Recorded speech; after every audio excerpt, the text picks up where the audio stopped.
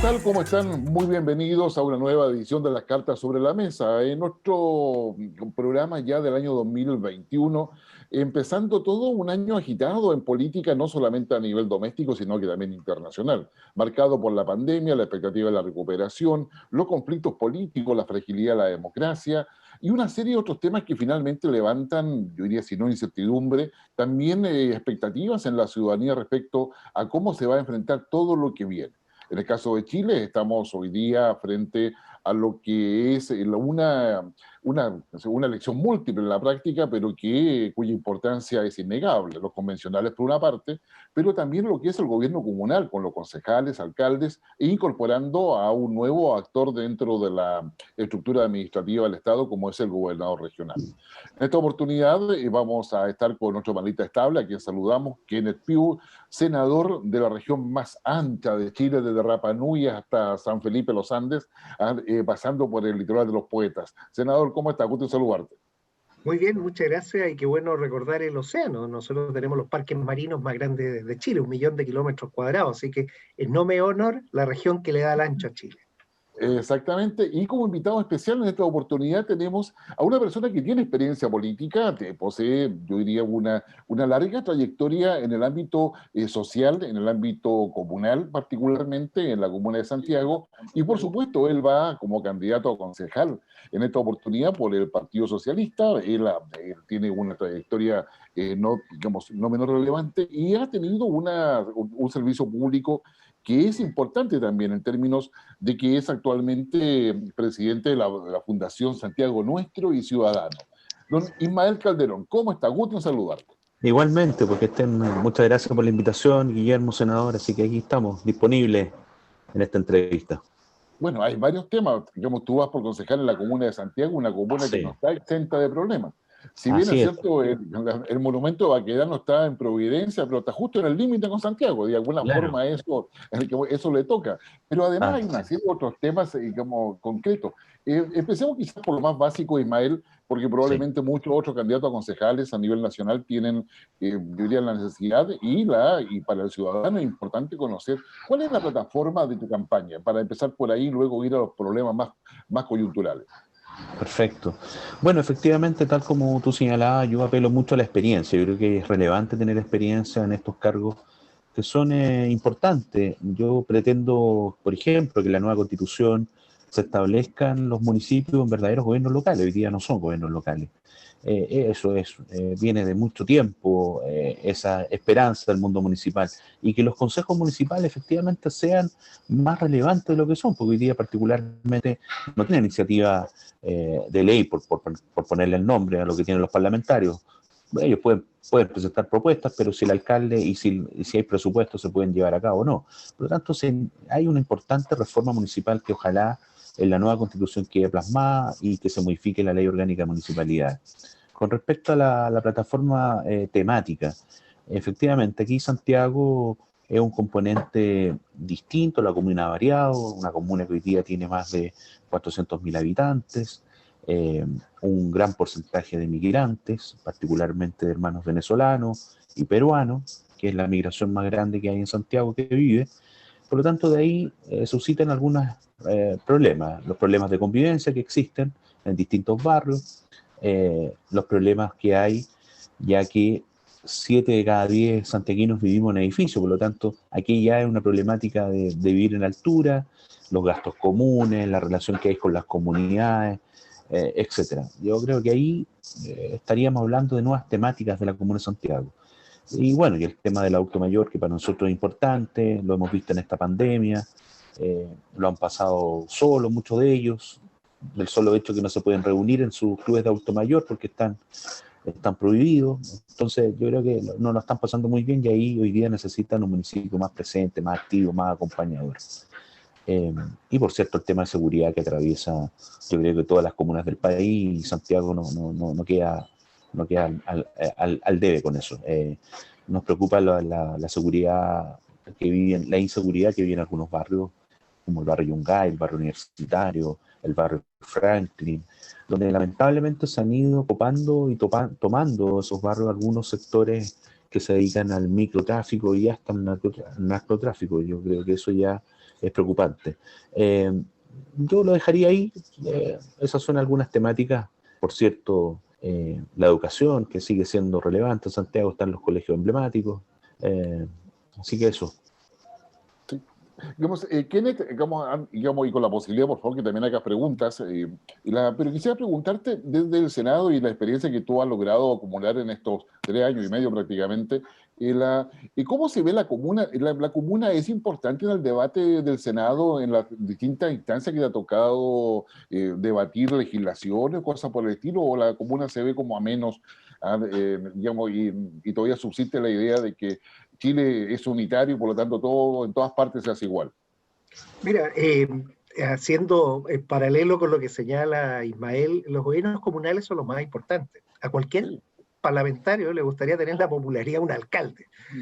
Bueno, los parlamentarios no son alcaldes, entonces ahí es donde viene el problema, cuando se mezclan los niveles y nadie hace lo que tiene que hacer. El alcalde tiene una responsabilidad precisa, es el que está en contacto con la ciudadanía y por eso tiene que tener un consejo municipal empoderado que sea capaz de ayudarlo en esa gestión, que es fundamental, es el que le resuelve el problema a las personas. Los parlamentarios tenemos que hacer primero buenas leyes, leyes de calidad que le sirvan a las municipalidades. Fíjate que hacemos leyes que los alcaldes tienen que cumplir y no les damos recursos para que puedan cumplir la ley. Entonces tenemos un problema tremendo. Eso es lo que tenemos que resolver y eso es lo que tenemos que solucionar. Y por eso quería preguntarle a Ismael, que tocó 2 temas que para mí son que hablan mucho. Uno, el tema de los colegios emblemáticos, el Instituto Nacional, la educación de excelencia. Si queremos realmente salir adelante, tenemos que apostar por eso, por el conocimiento, por la innovación. Y lo otro, ese gran flagelo, la droga, el narcotráfico que se está tomando de a poco y nos está destruyendo y nos está carcomiendo.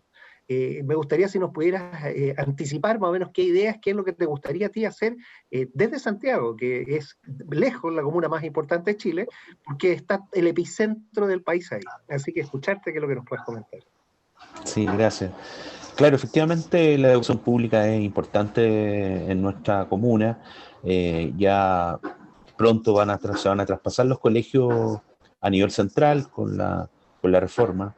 Pero no obstante eso, el Instituto Nacional ya ha resuelto, por ejemplo, algunas situaciones importantes como terminar de ser solamente de hombre y pasaría a ser mixto, que ya es un paso histórico para este colegio. Lo vimos día atrás en un emblemático también de Providencia.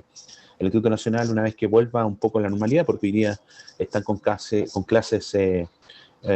no presenciales, por lo tanto, lo más probable es que a mediados de año, cuando ya la autoridad sanitaria así lo disponga, va a volver a clase y eventualmente van a entrar algunas mujeres al Instituto Nacional.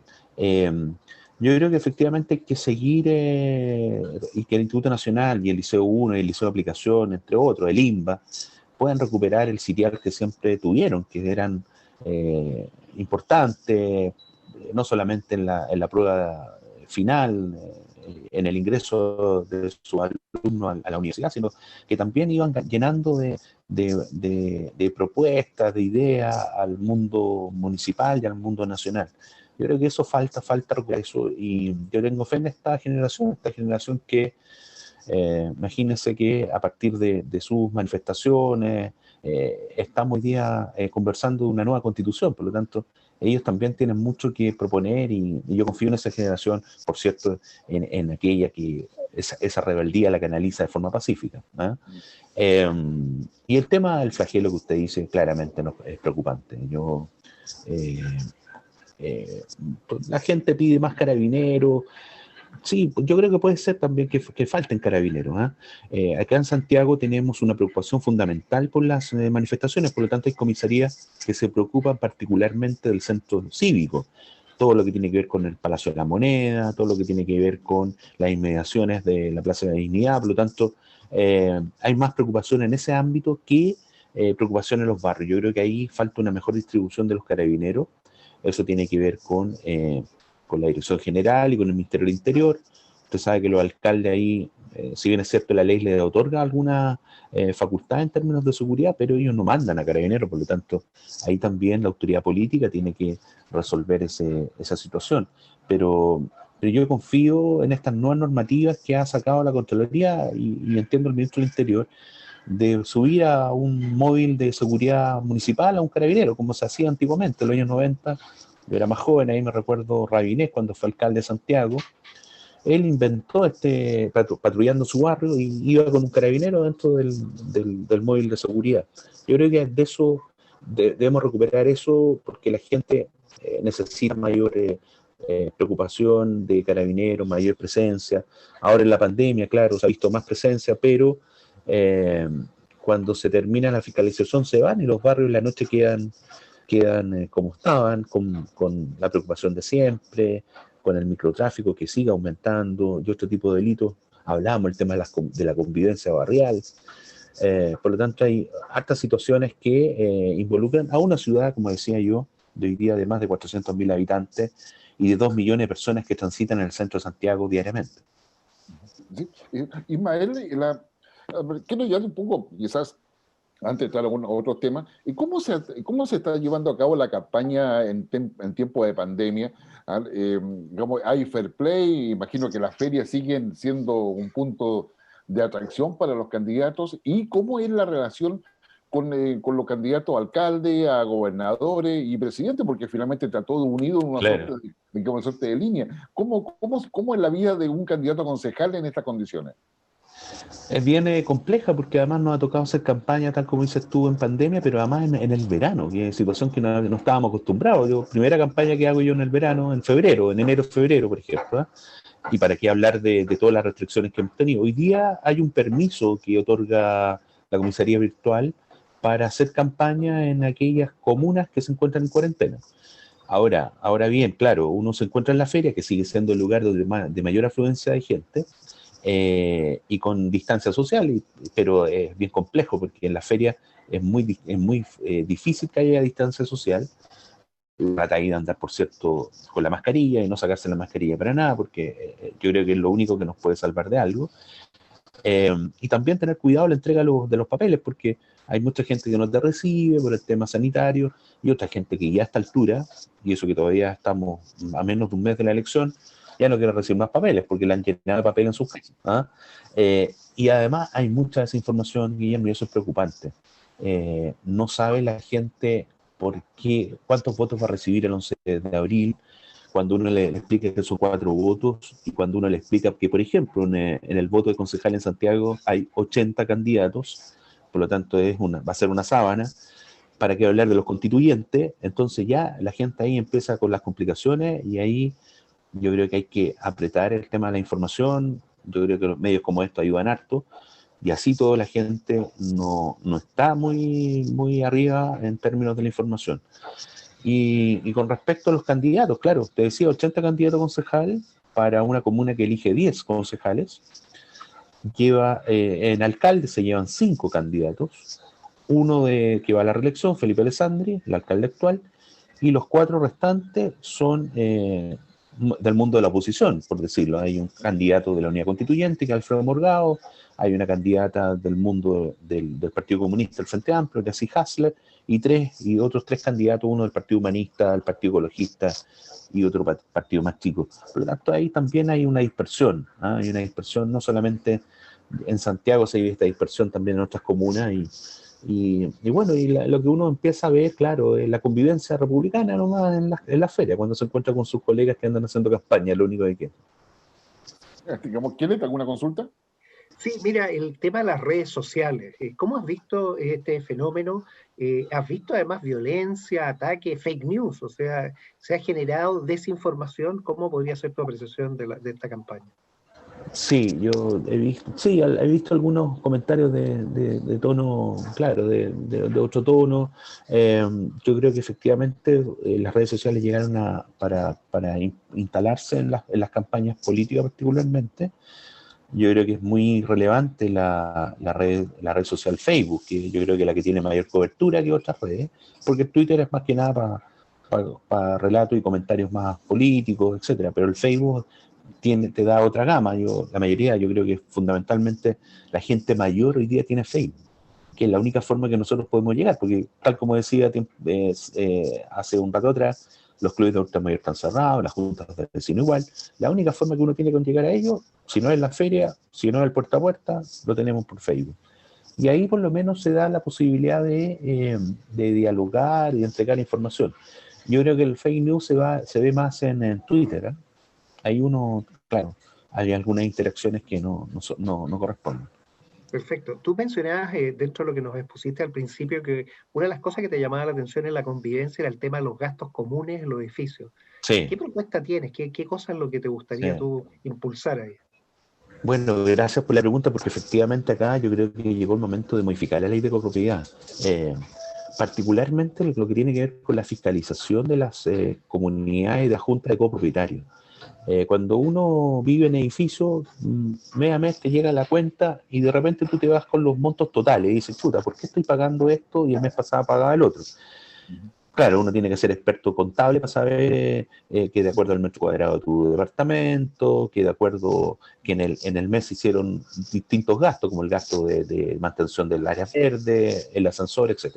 Pero me ha tocado que en otras comunidades la Junta de Copropietarios violan particularmente algunos derechos. Por ejemplo, a algunos arrendatarios o mismos propietarios los llueven a multas, distintas multas. Y esas multas se van acumulando. Vimos algunos casos emblemáticos de una torre aquí en la calle Santa Isabel, donde una persona debía más de 500.000 pesos en un mes en multa. Y eso le significaba dejar el departamento. Cuando tenía para pagar pagaba el arrendo, pagaba la multa. Entonces yo creo que llegó el momento de tocar esta temática, a lo mejor de modificar la ley, de crear una suerte de superintendencia, a lo mejor, que regule y fiscalice estas entidades. Porque el caso de Santiago, y así se va replicando en otras comunas y en otras ciudades, 7 de cada 10 santiaguinos vivimos en edificios, por lo tanto es relevante la vida, ¿eh? Y el municipio, claro, lo único que ayuda es acompañar.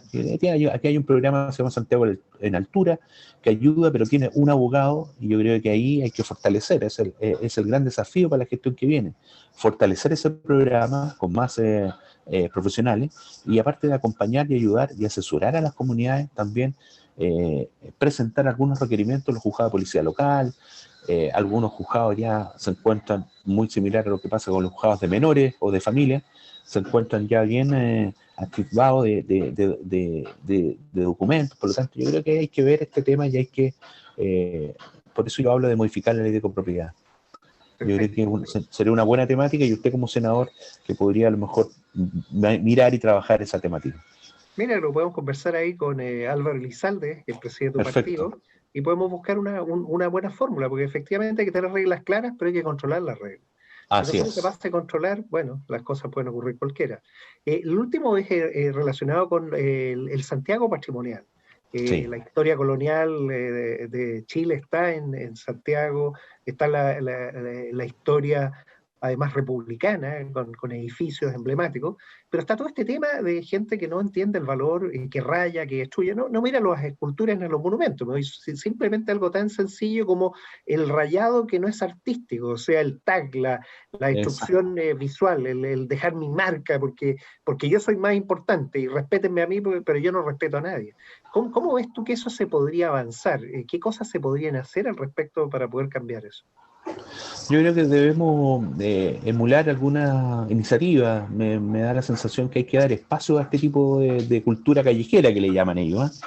Yo tengo otra percepción muy similar a la que usted tiene.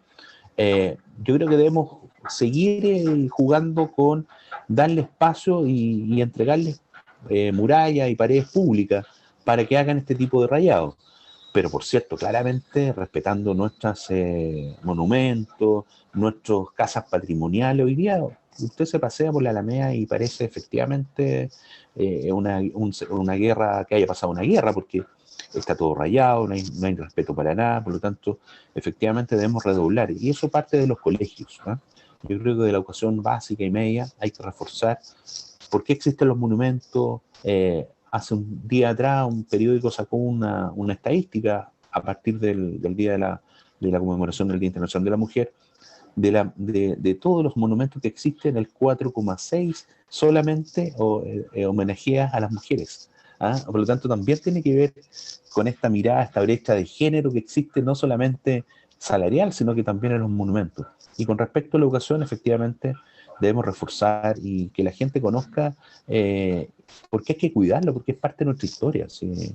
Eso es lo relevante, ¿no? En general. Podemos estar en desacuerdo porque esta persona tiene o no tiene monumento, pero es parte de la historia, es parte de nuestra vida y eso significa tener respeto. Muy bien. Ismael, digamos, no puedo dejar de preguntarte, a raíz de lo que ha pasado con el monumento al general Baquedano, ¿cuál es tu percepción en torno a estos actos vandálicos que se realizan ya con bastante más frecuencia, especialmente los fines de semana, y que de alguna forma se disfrazan, a mi modo de ver, de protesta social? ¿Cómo tú ves esa situación dentro, digamos, en tu perspectiva como candidato a concejal? Bueno, efectivamente, todos los viernes y algunos otros días de la semana se ha acentuado la manifestación en ese sector. Se había despoblado un poco la Plaza de la Dignidad y se habían venido más al centro, pero hoy día volvieron a la Plaza de la Dignidad y ahora tomaron como emblema nuevamente el monumento al general Baquedano. Yo creo que habría que estudiar la posibilidad de efectivamente sacar el monumento al general Baquedano y tal como lo ha solicitado el propio ejército, a lo mejor llevarlo a alguna dependencia de ellos. Ahora, yo creo que no es, desde mi punto de vista, no sería una solución pasajera, porque yo creo que hoy día la situación como está, hay que tomar rienda en el asunto. Yo creo que si vamos porque además te puede producir un accidente el día de mañana, se cae ese monumento encima de los protestantes, puede caer alguien, puede hasta morir alguien, ¿no? O terminar uno aplastado. Pero se ha convertido en un símbolo, y ese símbolo yo creo que efectivamente habría que mantenerlo en otro lugar, ¿eh? Habría que sacar ese monumento de ahí.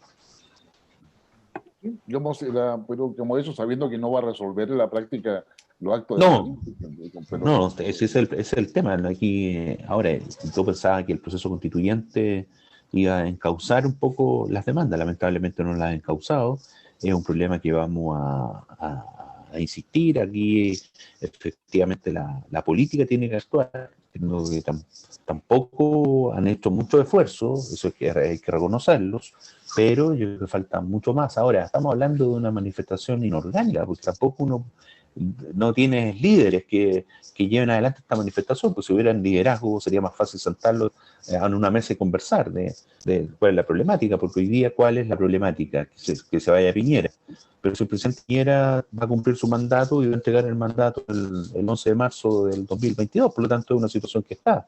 El proceso constituyente parte en mayo de este año, junio.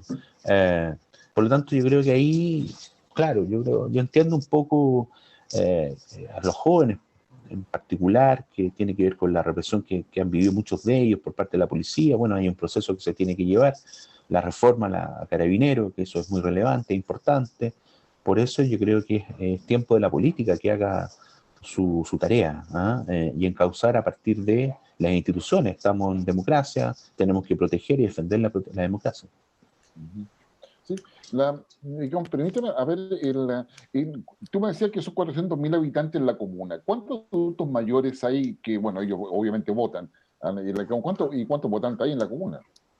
Hoy día el padrón se cerró en 350.000 electores, ¿eh? Y el porcentaje de adultos mayores de 60 años es más del 11%. Okay. Y tal como dices tú, fundamentalmente el adulto mayor es el que se levanta a votar. Ahora, en situación de pandemia, está la incógnita. Por lo menos en el plebiscito de octubre, Santiago votó el 42% del padrón, ¿eh? Pero en la municipal anterior votó el 22% del padrón. Muy baja la participación. Por lo tanto, yo creo que en esta elección, como hay elección de constituyente, yo creo que va a andar por el 40 o el 45% de participación. Ahora, yo desde ya creo que es una buena iniciativa que se puede hacer en 2 días la elección, ¿eh? Yo creo que da posibilidades para que el adulto mayor, si no puede ir el sábado, puede ir el domingo. Es una elección de 4 votos, lo decía yo delante, hay mucha desinformación, mucho candidato, por lo tanto, una persona mayor se tiene que dar el tiempo para leer 80 candidatos en la concejal y 60 creo que en las constituyentes, así que se tiene que dar harto tiempo para marcar una opción, además. para buscar al candidato. Aparte para ubicarlo, exactamente. Digamos, Kenneth, yo sé que tú no estás de acuerdo con la votación en 2 días. ¿Cómo va esa discusión en el Senado? Porque entiendo que pasó a comisión mixta, si mal no recuerdo. Sí, no, ya eso ya se resolvió en la comisión mixta y se aprobaron los 2 días. Ahora va a pasar a ratificarse en el Senado y en la Cámara de Diputados. Requiere los 2 tercios. Pero aquí el problema de fondo estaba en tema logístico, porque muy bien lo dice Ismael, o sea, son 4 votos y hay adultos mayores. Se podría perfectamente haber abierto más locales y haber extendido incluso un poco el plazo para haber hecho cargo de eso, o sea, ofrecerle incluso algo mejor al adulto mayor, aquel que sabemos que vota incluso, o sea, decirle, mire, usted es votante premium, tiene Claro. pero no fuimos capaces. Entonces se inventó esto de hasta ahora el apoderado general se puede quedar a dormir en el local. O sea, va a ser una cuestión que yo no lo explico. ¿Qué es lo que me preocupa a mí? Porque Ismael lo dijo, o sea, aquí lo importante es la democracia. En democracia podemos debatir, discutir, pero no nos destruimos ni usamos la violencia. O sea, enfrentamos nuestras ideas y se resuelven en una urna. Eso es básicamente. Pero cuando uno suspende una elección, y se reinicia, se pierde el continuo. ¿Y qué permite esto? Que la información a boca de urna, o sea, la gente que le van a preguntar, oye, ¿usted por quién votó? La radio Bio Bio es experta en esto. Bueno, vamos a tener ese día los resultados parciales. Y al día siguiente van a haber algunos que decir, oye, hay que no ir a votar si ya perdí. O el otro, no, mira, la verdad es que no quiero perder mi voto, entonces mejor lo voy a poner a este otro. Eso es alterar una elección popular. Entonces, a mí me preocupa eso, el que este proceso tenga legitimidad y que no vaya a ser destruido por cualquiera de estos elementos. Pero bueno, ya yo respeto también los acuerdos democráticos y las mayorías, y por eso esto ya se resolvió en la mixta, y ahora yo haré mi punto presente, pero lo más probable es que se mantenga tal como está previsto en los 2 días.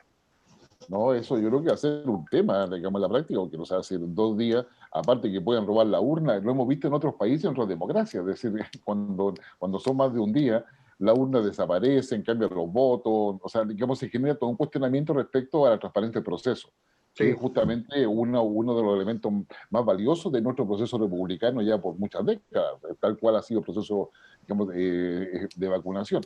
Bueno, y digamos, ¿cómo ha estado el proceso de vacunación en la comuna de Santiago? Digamos, ¿han habido alguien que haya tenido privilegio de vacunación o no? Entiendo que no, se ha llevado bastante bien. En general, yo creo que hay que respaldar y aprobar cómo se ha llevado el tema de las vacunas en esta pandemia. Por lo tanto, ahí un aplauso a la atención primaria, particularmente, que lo han hecho muy bien. Eso es lo que faltó al principio de esta pandemia, esta alianza con la atención primaria, con la salud primaria. Pero aquí en Santiago ha funcionado bien. Ahora se están vacunando a las personas con enfermedades de base, enfermos crónicos, y sigue el calendario funcionar acá en todos los consultorios y en las estaciones médicas, y además en el Parque O'Higgins entiendo que también tú te puedes ir a vacunar en el auto, ¿no? Te vacunan ahí común, así que no, ha funcionado bien. No, no, definitivamente. Los concejales, ¿cuándo finalmente asumen su cargo junto con los alcaldes? Eso es a finales de mayo, me parece, ¿no? Claro, a finales de mayo con la modificación, porque hablábamos que esta elección debiese haberse realizado en octubre del 2020. Claro. Y se extendió hasta esta fecha a partir del tema de la pandemia. Uh-huh. Y yo espero que no se siga extendiendo, porque por ahí habían comentarios que querían proponer cambiar las fechas de las elecciones, dejar el 11 de abril las constituyentes y pasarla a mayo la elección de alcalde y concejales. Yo creo que eso sería ya un descriterio. Bueno, esas cosas pasan, pero no pasan porque o los parlamentarios o el gobierno quiera, porque el CERVEL todavía no ha resuelto ciertas candidaturas. Entonces, claro, aquí tenemos un problema, que el CERVEL puede llegar en un minuto y decirnos a todos, mire, ¿saben qué más? Yo ahora no alcanzo.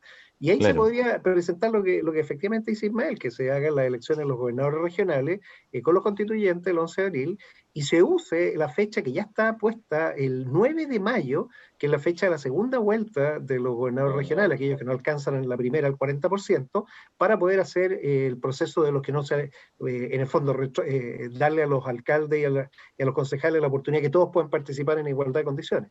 Entonces esto está en suspenso, es decir, efectivamente la mixta aprobó 2 días, pero puede que el CERVEL nos termine diciendo, ¿sabe qué más? Yo no alcanzo.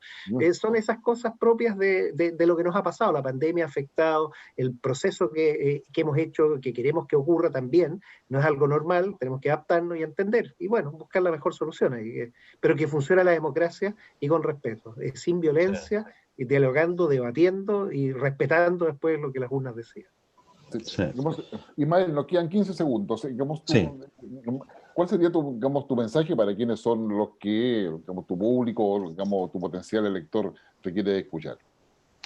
Fundamentalmente instarlo a que participen, son relevantes estas elecciones que vienen, podemos ser parte de un proceso histórico, somos parte de un proceso histórico, yo quiero ser elegido para ser parte del proceso histórico a partir de mi rol de concejal, a partir de llevar la voz de los vecinos a los constituyentes para efecto de que la nueva constitución se plasmen las propuestas y la idea de los barrios de la Comuna de Santiago. Bien. Ismael, te queremos agradecer tu participación y tus ideas y opiniones respecto a lo que es esta elección de concejal y alcalde, que hasta hoy día es el 11 de abril, conforme hemos conversado, en una vez el 9 de mayo.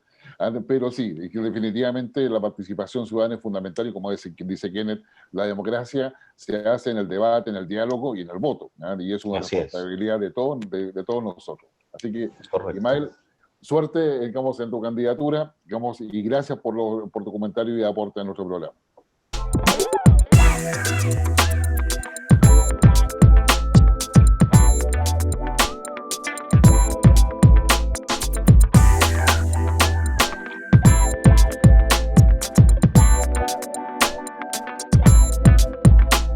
¿Qué tal? Ya estamos de regreso en Las Cartas sobre la Mesa, un programa que semana a semana intenta entregarle datos, información, análisis, perspectivas de diversos temas, tanto a nivel internacional como doméstico o nacional, con la idea de que usted tenga más argumentos para que consolide mejor su opinión, construya mejor su posición respecto a diversos temas y contribuya con el diálogo al interior de su familia, con el autocuidado. Recordemos que seguimos en pandemia a pesar de las vacunas.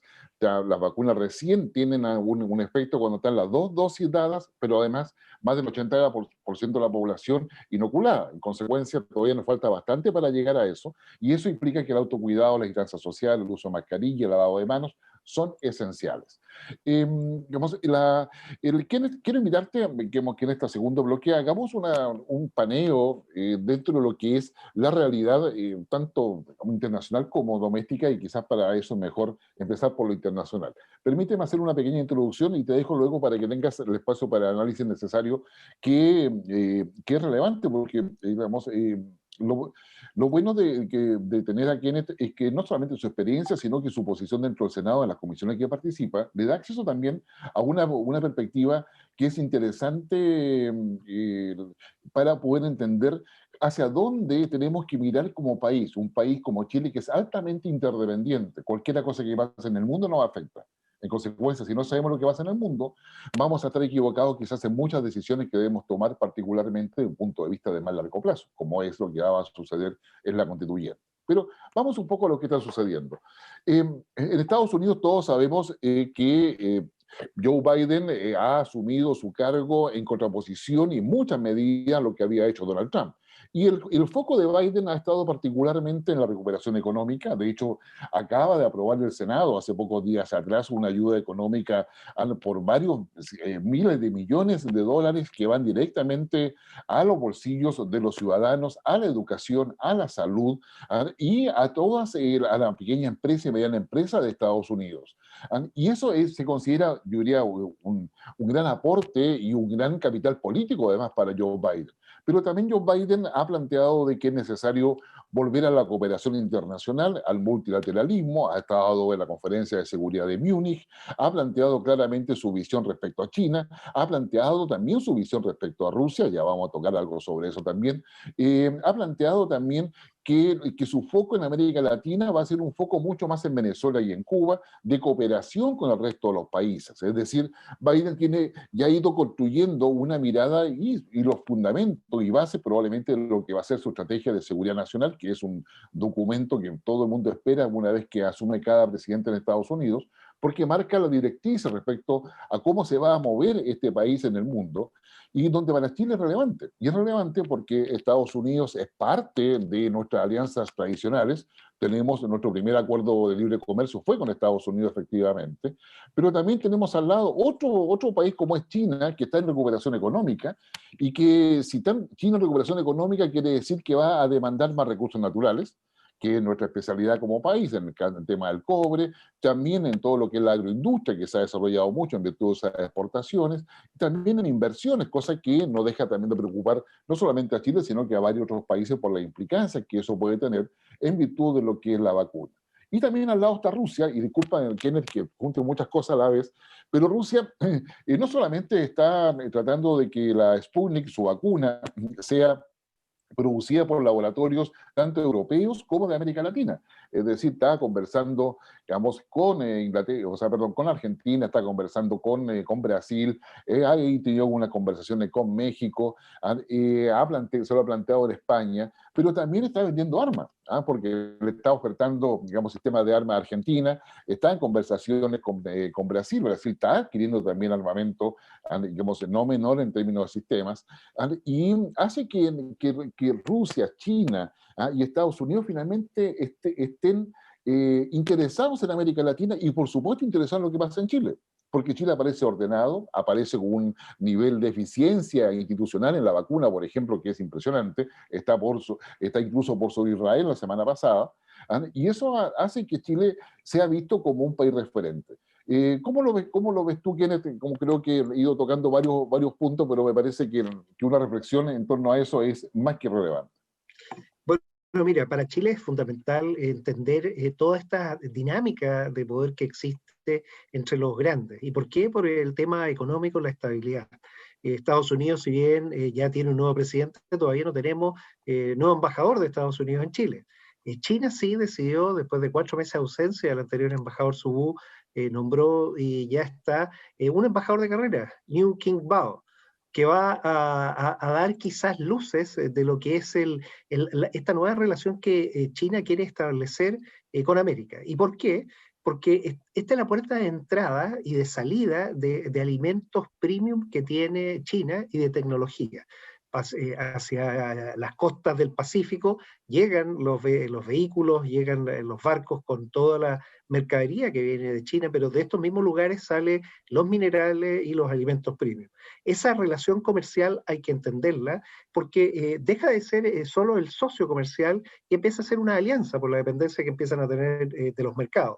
Por eso para Chile es tan importante esta relación con China y tenemos que tener muy claro qué significa relacionarse comercialmente de la magnitud que nosotros tenemos.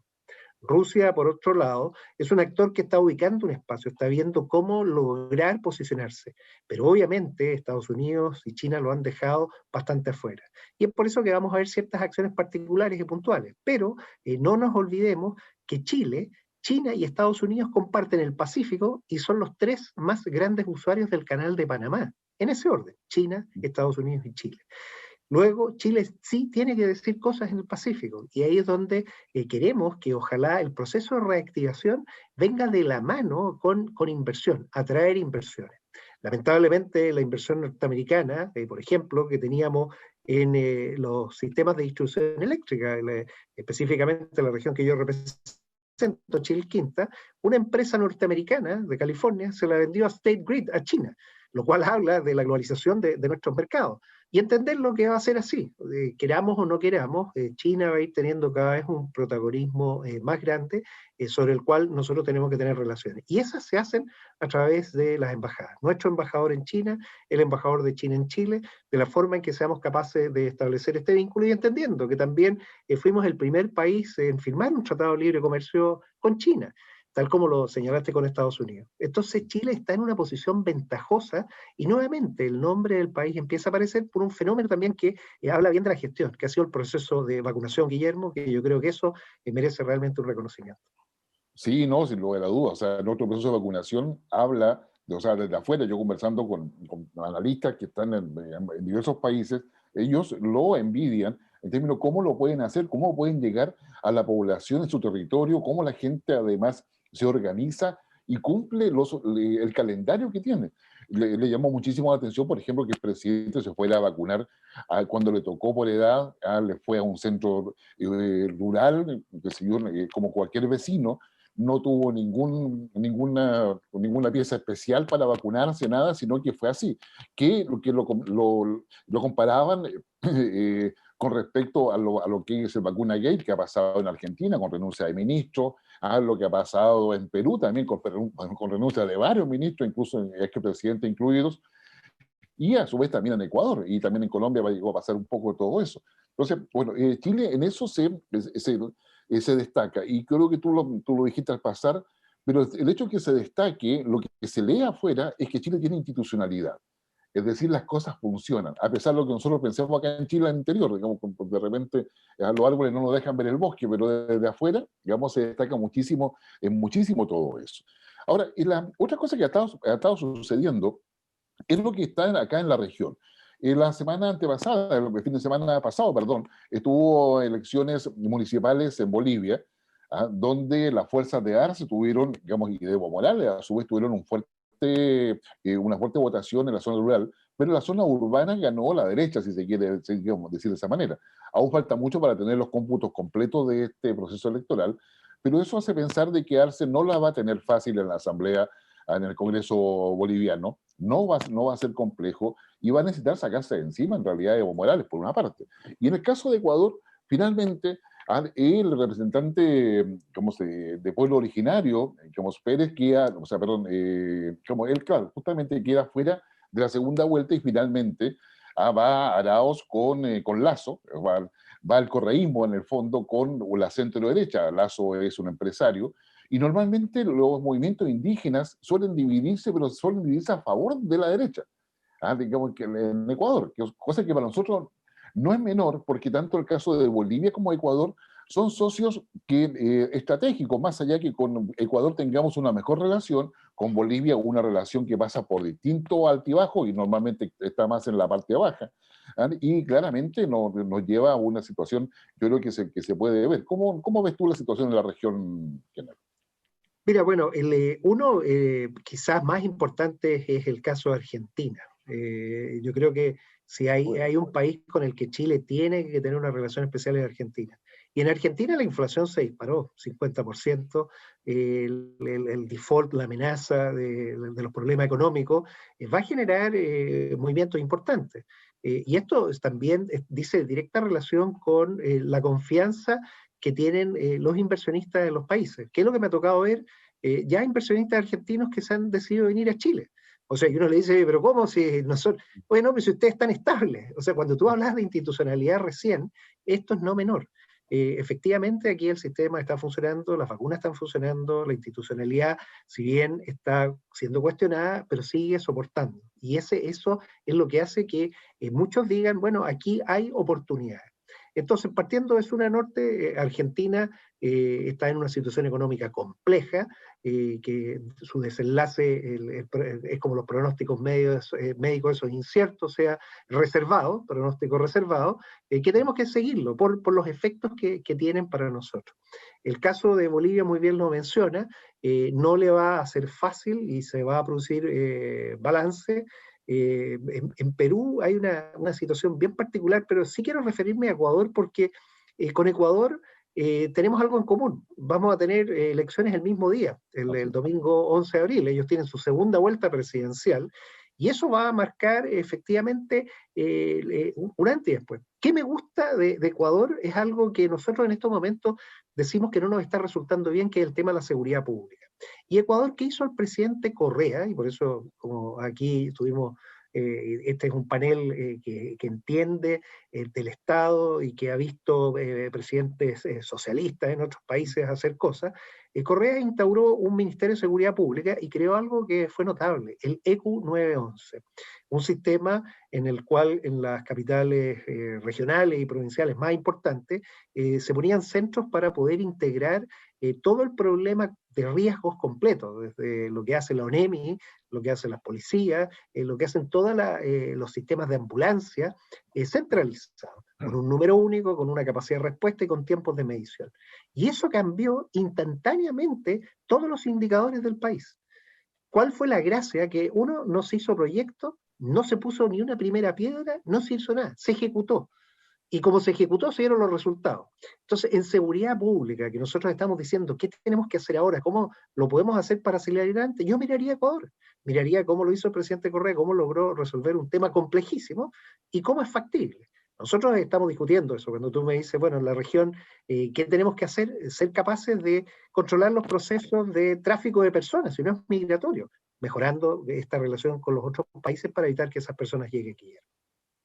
Sí, yo creo que como tú has tocado un tema que es central, es decir, Ecuador, yo me tocó estar en Ecuador en esa oportunidad y toda la coordinación interagencial, como tú bien dices, simplemente se ejecutó, se colocaron recursos a disposición, se trajo tecnología y se logró el número único para poder llamar ante cualquier tipo de emergencia. Y eso tuvo, digamos, no un impacto, la verdad que se ha dicho, que muy positivo.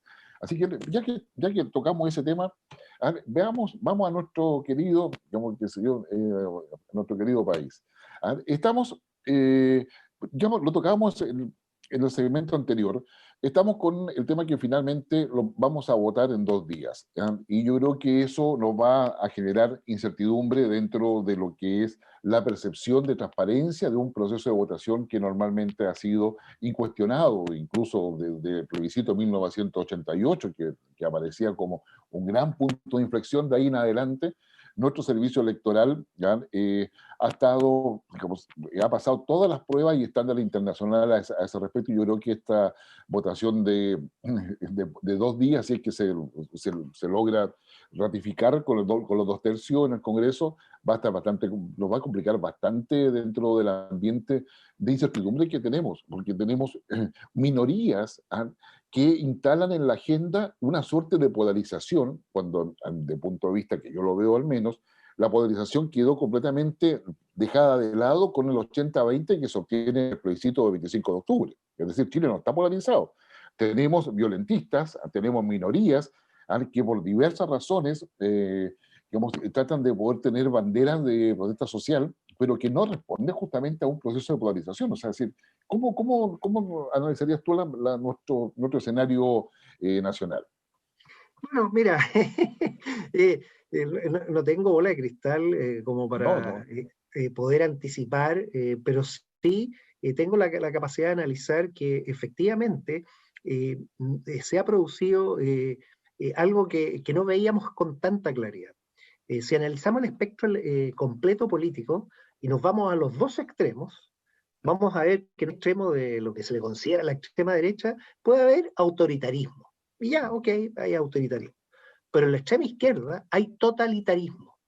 Y el totalitarismo no se conduce con el autoritarismo que, por ejemplo, podría tener el Partido Socialista, por nombrar un partido. Entonces, hay un bloque que tiene un quiebre profundo en la visión democrática, porque hay algunos que creen en la democracia y otros que definitivamente no creen en la democracia. Y ese es el quiebre que estamos observando con el fraccionamiento en múltiples listas, que uno dice, bueno, es porque efectivamente aquí entran en colisión. En el otro sentido, y por eso se le dio un nombre especial, Vamos Chile, están desde todo, desde los más al centro, incluso de centro con un poco en la izquierda, hasta los más autoritarios de la derecha, pero no hay totalitarismo.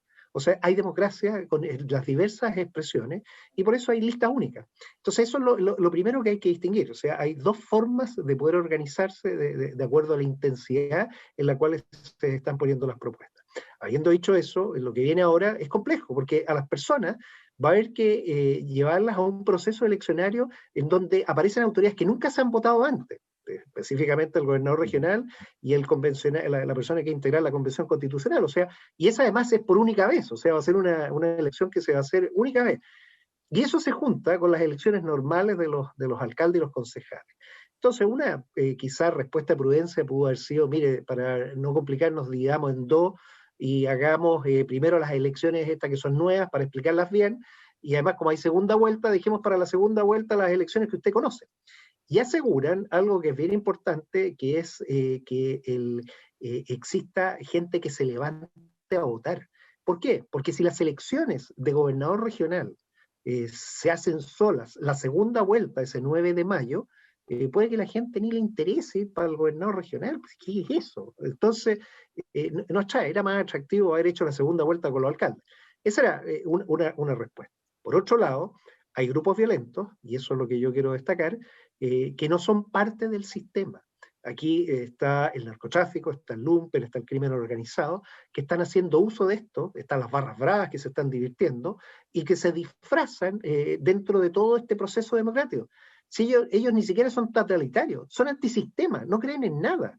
Entonces, no mezclemos las cosas porque ahí es donde está el problema, y cuando se habla de la Plaza de la Dignidad, es la Plaza del Desprecio, es el desprecio a todo, el desprecio a la autoridad, o sea, respeten mi dignidad, pero yo no estoy disponible para respetar nada. Y es más, los voy a quemar, y voy a quemar todo lo que quiera. Si en total yo no he construido nada, o sea, voy a quemar todo el trabajo de mucha gente. Ese es el mensaje que queda instalado.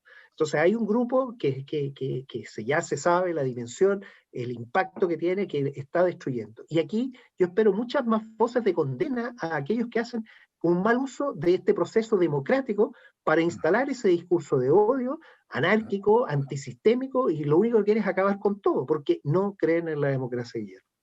Sí. No, y eso creo que ha ido quedando en claro, y me da la impresión que más allá de las posiciones políticas legítimas que todos podemos tener, en definitiva se va instalando, y yo creo que hay que hacerlo con más fuerza todavía, de que no puede haber ningún tipo de justificación a la violencia, cualquier tipo de violencia que ésta sea, porque el proceso democrático se construye desde el diálogo y se construye desde la tolerancia y no desde la violencia. Entonces, pretender que la violencia es parte de lo instrumental democrático, me parece que es un error. La protesta sí, podemos protestar, podemos estar en desacuerdo, podemos presionar al gobierno, a los partidos políticos, a las instituciones, pero la violencia no es parte de la caja de herramientas democráticas que se tiene justamente, digamos, en la sociedad. Bueno, yo creo que ahí estamos totalmente de acuerdo. Digamos, yo me sumo a tu llamado a que efectivamente no puede haber una justificación de la violencia bajo ningún argumento y bajo ninguna consideración.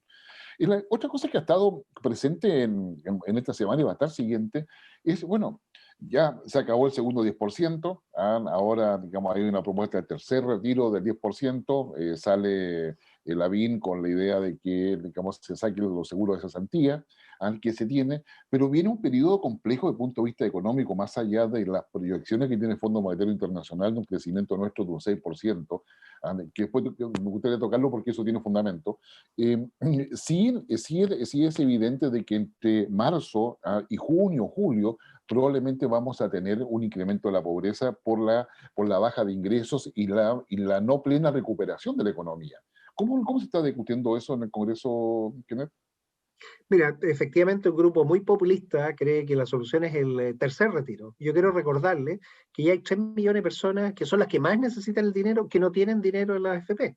Entonces, por favor, no sigamos con este absurdo de decir de que hay que sacarle el dinero a la AFP. Ellos lo que quieren es destruir el sistema de ahorro individual, de capitalización individual que tiene cada persona, y lo que no queremos es que se deje afuera a esas personas que no tienen ninguna posibilidad. Entonces, ¿cuál es la respuesta para 3 millones y más? Porque hay algunos que nunca cotizaron en la AFP. Entonces, esos son los primeros que tenemos que hacernos cargo. Lo segundo, están todas las micropymes que no han calificado para nada, que no han tenido ninguna oportunidad. Fíjate que conversaba ayer con el presidente de Comercio Unido de Valparaíso, Héctor Arancilla, y me dice, mire, si lo único que queremos es que ojalá hasta la patente, si no he podido trabajar este año, no me la cobren. O sea, ¿cómo podemos buscar una figura para hacer ayudas puntuales que vayan a cosas precisas y que les permita a ellos salir adelante? ¿Cuál es la respuesta? No es el bono, la respuesta es reactivar los trabajos. Pero para eso tenemos que ser más ambiciosos en el plan de vacunación y comenzar, y eso lo adelanto, a eliminar todo tipo de restricción a las libertades individuales. El comercio que pueda comenzar a funcionar, los espacios que empiecen a andar, porque vamos a alcanzar una capacidad de cuidado colectivo que además las personas ya están habituadas a usar la mascarilla, a mantener la distancia, el lavado de manos, y eso nos va a permitir reactivarnos. La mejor política pública entonces es el pleno empleo, y no pensar en los bonos, porque ahora hay que llegar con la ayuda puntual. ¿De dónde? Hay varias propuestas, el alcalde Lavín efectivamente tiene una propuesta que ha hecho, porque eso sí hay dinero, y si no, va a haber que directamente subsidiar a aquellas personas. Yo quiero recordar cómo partimos lo que dijo el presidente Biden, mire, si hay que llegar con el cheque a la casa. O sea, ¿cómo logramos de que le llegue a esa persona que la necesita lo que requiere para poder pasar este periodo que es puntual, preciso? Ya sabemos que estamos saliendo. Entonces, no cometamos el error de destruir un sistema que está previsto para otra cosa, que es para una jubilación, y además que no permite que la gente que lo necesita pueda acceder. Si ya los dineros que quedan son para gente que tiene mucho más acumulado, obviamente hay algunos que pueden estar en una situación compleja, pero es transitorio. Entonces, no vayamos por ese lado, vamos con medidas concretas del Estado precisas a apoyar a los que no tienen recursos que ya. Sí, yo creo que eso, digamos, es fundamental. Es fundamental que la persona le llegue al bolsillo y justamente el que lo necesita. Y yo creo que el Estado además ha logrado, digamos, reunir y procesar bastantes datos de todos los ciudadanos. O sea, es decir, ha logrado depurar bastante la base de datos, pero además integrarla. Es decir, lo que ha hecho el Servicio de Impuesto Interno, lo que ha hecho Tesorería, por ejemplo. Creo que hay bastante conocimiento donde cómo hacerle llegar a las personas justamente una ayuda directa cuando lo necesiten. Y a su vez también impulsar las actividades económicas con los cuidados que se requieren. Yo creo que eso es como fundamental. Ahora, digamos, tú mencionabas al inicio de que el Fondo Monetario proyecta un 6% de crecimiento. ¿Ya? Como toda proyección económica, digamos, se basa sobre supuestos. ¿Ah? Pero si en 2 semanas más los supuestos cambian, digamos, la proyección también se modifica. ¿Ah? Pero, digamos, ¿cuáles son los supuestos sobre los cuales se construye esa proyección del 6%? Es decir, la reactivación económica requiere varias condiciones, tú mencionabas algunas. Bueno, la primera, y eso es notable, precisamente el resultado de la vacunación, o sea, lo que el Fondo Monetario Internacional dice, Chile lo está haciendo muy bien, va a alcanzar durante el primer semestre la inmunidad de rebaño que permite, no es que seamos un rebaño, eso se conoce para efecto de poder decir colectivamente nos podemos proteger, comenzar a lo que te decía, al llegar al pleno empleo.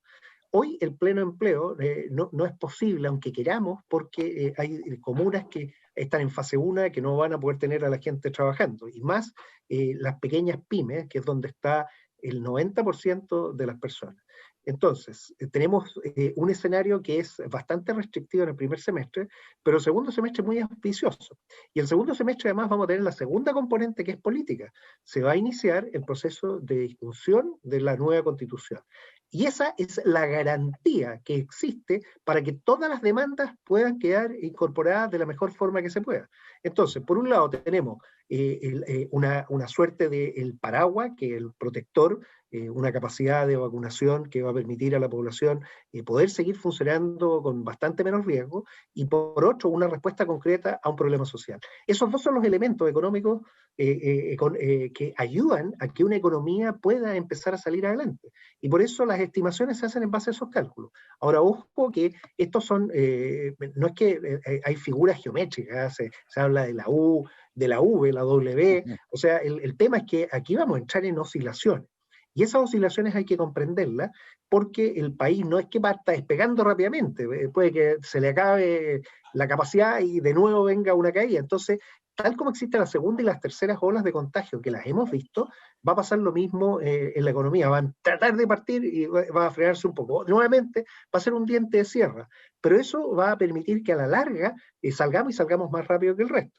Entonces, ese es el por qué los analistas prevén que aquí en Chile las cosas van a ocurrir relativamente bien. Sí, y eso, para complementar lo que tú dices, por eso es buena noticia la reactivación económica en China, porque si se reactiva China, va a poder demandar productos nuestros que nosotros vamos a poder producir porque vamos a estar en lo que es, digamos, esta digamos, inmunidad de rebaño, esta inmunidad colectiva, porque nos vamos a ir acercando a las 2 dosis para un porcentaje importante de la población y vamos a poder producir. En consecuencia, la agroindustria, la manufactura, la minería, etcétera, vamos a estar en condiciones de poder satisfacer las demandas de China. Todo país que ahora también logre esa inmunidad, digamos, colectiva, va a ser un buen socio de comercio para nosotros. Y por lo tanto estamos atentos a lo que hagan los países europeos, o sea, nuestros socios comerciales. De hecho, vamos a empezar a evaluar cuáles de nuestros socios han logrado avanzar en la inmunidad colectiva, porque es ahí donde vamos a concentrar nuestros esfuerzos para hacer negocio, para exportar, para importar, pero también para buscar inversiones. Entonces yo creo que así se explica, digamos, mucho mejor de que lamentablemente a nivel internacional van a haber países que van a estar muy atrasados en lograr la inmunidad colectiva. competitiva, y eso es francamente un problema que se va a transformar, yo creo que en geoestratégico al final del día, porque, digamos, de todas las vacunas, toda la producción esperada de vacunas, América Latina apenas está comprando el 11% de todo ello. Por lo tanto, hay muchos países que se van a demorar mucho. En África, ¿para qué decir? Entonces, el tema de la solidaridad internacional o cooperación internacional, que tiene que ver con lo que está haciendo Estados Unidos, pero también tiene que ver con lo que está haciendo Chile. Si no, por casualidad, Chile le logra donar y entregar vacunas a Ecuador, a Uruguay, a Paraguay, porque justamente nos interesa que aquellos países con los que tenemos relaciones especiales tengan igualmente esa inmunidad. Creo que no estoy equivocado en eso. No, no estás equivocada porque eso es parte de la seguridad. ¿Qué es lo que estamos hablando? Acuérdate de todos los controles fitosanitarios. Fito por todos los insectos, sanitarios por todas las enfermedades que se pueden transmitir. Y aquí vienen algo que se habla poco en el mundo, pero que tú como analista global, es el famoso el food defense. ¿Cómo se defienden las cadenas alimentarias? Y eso es esencial. Entonces Chile es proveedor de alimentos premium. Discutíamos en el Parlamento ayer una iniciativa de un diputado, Harry Jurgensen, de la trazabilidad de la carne, por ejemplo. O sea, las denominaciones de origen. Esto viene de este valle, que es un valle seguro, donde están todos vacunados, donde se respeta socialmente a las personas, donde se respeta el medio ambiente, es un producto certificado. Y eso tiene mucho valor. Entonces Chile tiene que hacer parte de este proceso ahora, no solo de seguir exportando, sino que exportar con toda la información asociada de trazabilidad, y eso ojalá con cadena de custodias digitales, para que se entregue a destino. Eso en inglés se llama From Farm to Fork, de la granja al tenedor, o sea, completo y entregar productos. Esa es la ventaja que va a tener Chile y que va a estar certificado, va a tener la posibilidad de entrar en los mercados más exclusivos y obviamente van a ser ingresos para el país y ahí es donde empieza a funcionar la máquina para llegar al pleno empleo, la mejor política pública que puede tener el país.